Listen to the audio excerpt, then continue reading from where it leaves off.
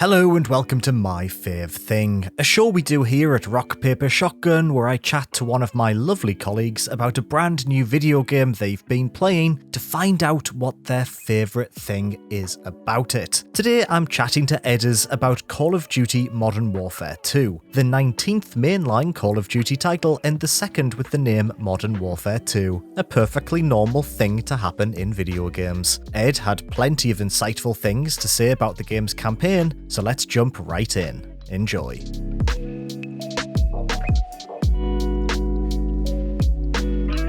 Hey Ed, how you doing? I'm good, thanks. Just very Call of Dutied out. Yeah, I'm not surprised. You've been playing a lot of this game, and I want to know what's your favourite thing about, let me make sure I get this right, Call of Duty Modern Warfare 2, not the one from 2009.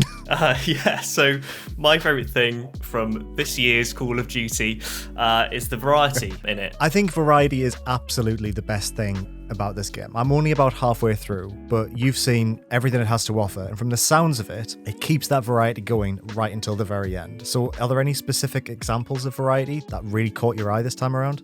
So I think one of the standout missions, which you, when you were playing through it, you messaged me instantly about, was one where you're trying to reach the front of this convoy, and you're literally like hijacking vehicles. You're basically steering a jeep or a truck alongside this convoy, and you can lean out of the trucks and shoot from them, and kind of as your vehicle skates along, so you kind of need to dip in and out of your vehicle. You can even climb on top of your car as it's moving, and hop onto other ones, sort of roll up alongside them. I thought that was just really cool. It was like very fast and furious. Very dynamic. The part when you fall out the helicopter and you're dangling upside down as well and shooting cars upside down was like peak blockbuster entertainment. I really enjoyed that part as well. Yeah, I think that's where this Call of Duty really shines, in those moments, in those kind of silly, like you were saying, blockbuster moments. And it was really surprising, actually, just sort of going from kind of just not standard first-person shooting, but kind of being, inverted commas, boots on the ground, to then suddenly taking control of a vehicle, and kind of introducing that whole like dimension to things. There's even like a very light element of, well, I was going to say Frogger, but it's not Frogger in the slightest, where you have to dodge mines. There is, yeah. Slightly. That whole mission felt like it belonged to a different game compared to the first few missions in this campaign. You said this to me the other day. The first few missions are very standard COD. It's very, very by the numbers. And this excels when it sort of breaks away from that formula and spices things up.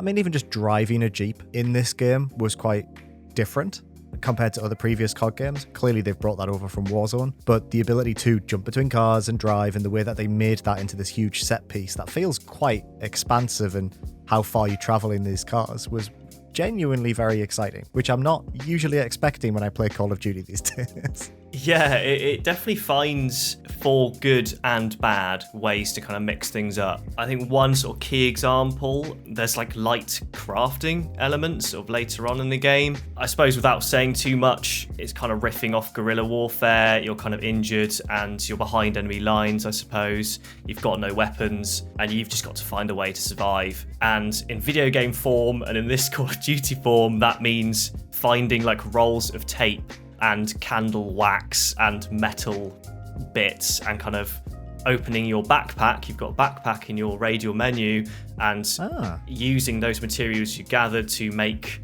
things that will let you shank open doors, like Molotov cocktails, that sort of thing. That's really interesting. Yeah, and it was quite cool. You sort of wonder if it was like a light introduction to future multiplayer game modes in Call of Duty.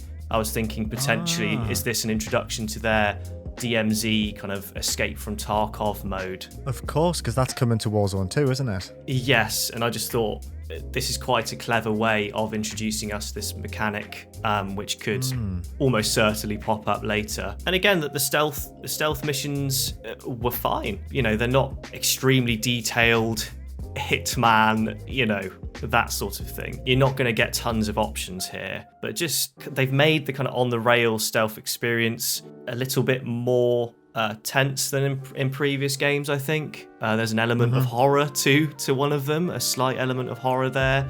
We've kind of got a flashlight, it's very dark, and you're kind of peering through into rooms, and you're given the choice whether to turn your flashlight on and off, which sounds extremely simple, but when you're entering rooms and stuff, do you want to alert guards? There was a dog in a cage at one point, which obviously, it will bark if it finds you, and I won't say too much more. It's just quite interesting. Yeah, and so, some of it doesn't sort of translate to future missions. They're all kind of siloed a lot of the time, and you won't ever see them again. But I thought it was quite interesting that with the crafting and the stealth, that does reappear later on.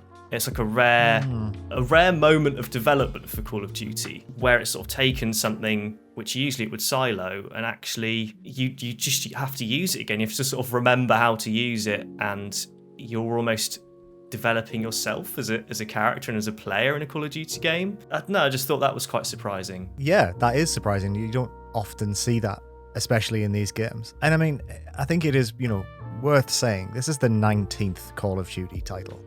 So even just talking about a game this far into its sequels and trying to even point out things that are new is quite difficult. And I think what this game does fairly well, I guess this is sort of like a grab bag of some of the best moments in Call of Duty campaign history, combined with a couple of innovations, which, like I say, 19th game, because, it's quite impressive that they're still able to surprise, and there were some moments in this I was surprised. So yeah, it's an odd thing that I have enjoyed playing, and from the sounds of what you're saying now and from your review, I think you enjoyed it too. But it never seems to lose that feeling of, yeah, it's good for Call of Duty.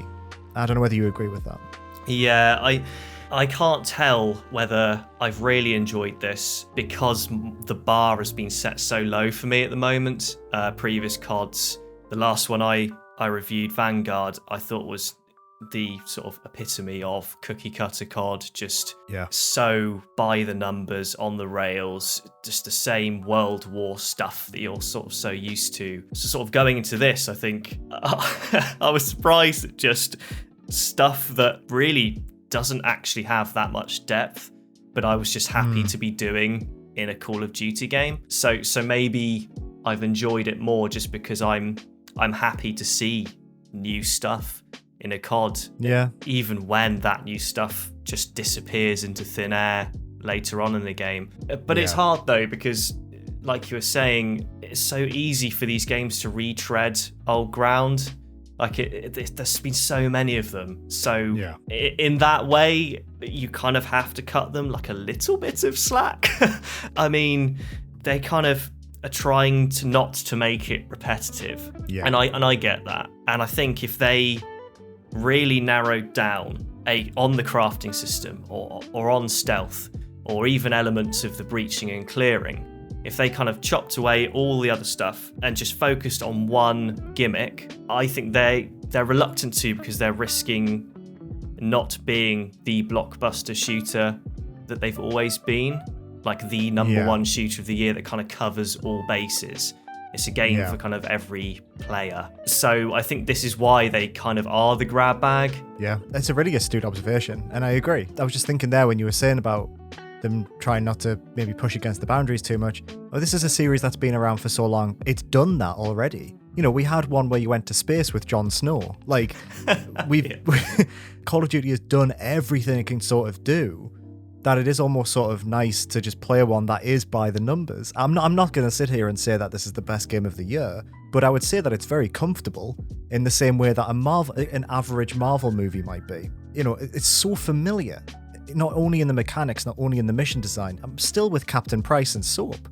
I was seeing them when I was 15 years old, and I'm 30 now, and it's still the same beats that we're going through. I don't know whether that's positive or negative, but all I know is that when I play this game, I quite like it. And the variation, I completely agree, is the reason why it sticks out. I'm glad to hear things come back, because I do think that can be an issue with these games quite often. But there is something nice about, here's something fun to do. There you go. Play with that for 10 minutes. I'm going to take that off you. Here's something else. And then 9 hours later, you see the credits and you think, all right, well, time for multiplayer, time for Warzone. And that's always been the very specific space that this game fills. And I have not played a COD game properly since Black Ops 3 either. So I am really out of the game. So I think returning, I had a lot to maybe enjoy here that most people might find still. I know Hayden on the team didn't quite like this campaign, but I think he's played Call of Duty for years now. Every single year he's played the campaign. You know, you played Vanguard. It sounds like you had such a dull time with Vanguard that this challenged your expectations in that way. Yeah, it's a funny one. Yeah, it is an interesting one. Like, as much as I enjoyed all its little tricks, I do want a fresh start. I do kind of want Soap and Price and whoever else was in this game to take a back seat now. I'm kind of ready for a totally fresh thing, whatever setting that may be. And I really felt that feeling as the credits rolled. I've had my fill of these people now. And that's quite a strange thing to say, considering the campaign didn't really make me feel that attached to them. I just think because we've just seen them so often, we've done this Modern Warfare thing now for a long time, and this feels very much, I think you were saying to me the other day, where it kind of riffs heavily off the original games. It's time for something totally new, and I would quite like to see them take a gimmick or come up with their own gimmick and really run with it and really sort of flesh it out and make it a deep part of the entire campaign. So you're developing it as you go on, so it sort of culminates at the end, and you really sort of put whatever skill that is to the test, whether that be kind of breaching. You start off like in Modern Warfare 2 or whatever, in that clean house mission, and in this game where you're kind of creaking open doors and sort of taking point. If you could command your units and have an aerial view of your buildings or whatever, just go really in depth on that one thing and just see how people take it. And if it lands, it lands. If it doesn't, well, at least they've tried something truly different, you know? Yeah, well, 12 months later, there'll be another one out. Exactly. So what's the risk in experimentation? I will say that the campaign has, I don't really know how to put this, I would say maybe tonal pitfalls. I think that's fair. You know, for example, you have to de-escalate a situation by pointing your gun at civilians in their own homes, as if that's going to help the situation, which just seems it's just so silly. It's just so kind of, you think it's parody, and I don't think it is. I think this is the game taking itself incredibly seriously, and it just comes across as, again, I don't know, it just comes across in not a good way. And again, there's like another bit where I think it's a bit too, well, not a bit too, it's just too kind of gleeful, and it's sort of happy to be destructive, as if like the greater good, it's good to be destructive. I'm trying to get my words out here, but there's a mission where you're in like an AC-130, or providing aerial support for your troops down below, and it takes place within this Mexican town, and there's civilians and stuff running around, and the radio operator's telling you, please don't find the civilians, which is great, but he's also happy for you just to totally level churches and schools, and there's like they're like really happy about it when you're doing it, and it's sort of, as I was playing it and not thinking about the situation, I was like, gosh, this is quite fun, like I'm really enjoying this, but then like it hits you later on, we're like, wait, hang on, like I just totally obliterated this town. Key infrastructure for the sake of, small story spoiler, for the sake of one guy who you let go immediately. Yeah. So it was ready for nothing. That mission is fun when it first starts, because you're kind of providing air support to a small compound that's owned by baddies. So you're kind of like, okay, well, I don't mind leveling this greenhouse and this small house because it's just this compound in the middle of nowhere. But yeah, the second you're in a village in the middle of Mexico that people live in, and it's like, yeah, fuck the school. Just launch a warhead at the school. Oh, it's so icky. Because this is the problem with COD, and this is the problem that always, is at the heart of these games. It's super complicated to reason with, and That's why I like these games when they're big and bombastic and silly, and not when you're, creeping through a trailer park and pointing a handgun at a man who's just, asking why you're in his house, and that's de-escalating. It's Tonal Pitfalls is the greatest way of describing the problems with this campaign. It suffers from the same thing Modern Warfare 2019 suffered from, which is military games are really difficult to play because, well, it's real.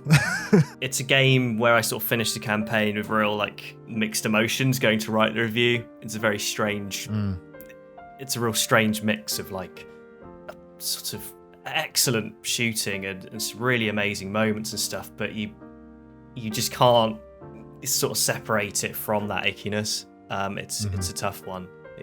You can't think too hard about it, which is difficult. Yeah, I completely agree. So, yeah, general thoughts. If someone just wants to play a Call of Duty campaign, I don't know if these people exist anymore, but if someone thinks, I want to pick up a blockbuster AAA shooter and have 9 hours of fun, would you recommend Modern Warfare 2? Yes, sort of hesitantly. I would say this is probably the sort of most enjoyable campaign I've played in a while in Call of Duty, sort of ignoring kind of the icky side we've just talked about. The variety is great, and you're likely to have a very good time with it, in all honesty. Oh, well, thank you very much for joining me, Ed. Always a treat. And I'm sure we'll be back very soon to talk about the multiplayer, so keep an eye out for that. Thank you so much for watching this video. Are you playing Call of Duty Modern Warfare 2's campaign? Let me know what you think about it in the comments below. For all your PC gaming needs, make sure to check out rockpapershotgun.com, and I'll see you soon.